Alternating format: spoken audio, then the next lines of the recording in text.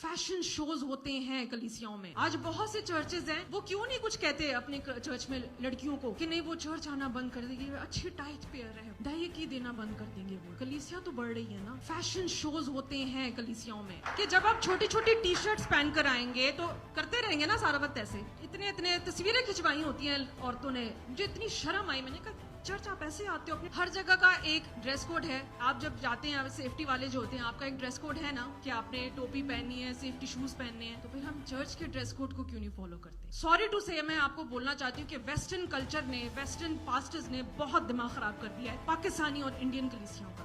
India में एक बहुत बड़ा चर्च है और उस वहाँ की चर्च की उस खादमा ने मुझे पर्सनली बताया, कहती है कि हम एंटर नहीं होने देते अगर औरतों ने स्लीवलेस पहनना होता है या उन्होंने कसी हुई जीन्स पहनी होती है। तो मेरी उन बच्चियों से दरख्वास्त है जो चाहती हैं कि उनका हेड जो है वो कवर्ड हो। चर्च आपके लिए जो है वो दुपट्टा लेकर आया है, चुन्नियाँ लेकर आया है। आप अपने हाथ उठाएं, हम आपको ये चुनरी देना चाहते हैं।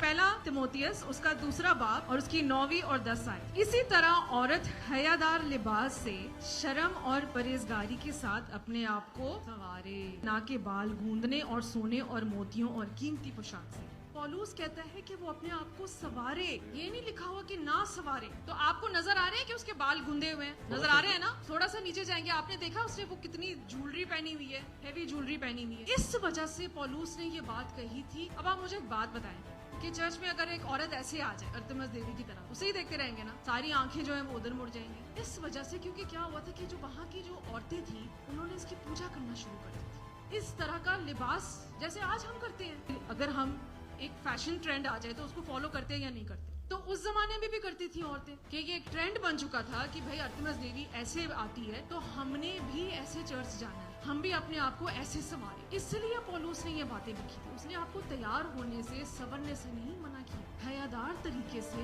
हयादार लिबास पहनकर। तो ये कमी हमारे पास्टर्स की है कि हम मना नहीं करते। आज ऐसी तालीम क्यों आई है? क्योंकि ये जरूरत बन चुकी है। अब जब उसने कलीसिया को खत लिखे, क्या उसने सिर्फ यीशु के बारे में बताया या उसने ये सब बातें भी बताई?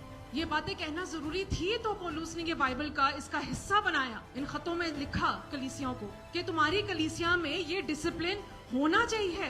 क्यों नहीं है?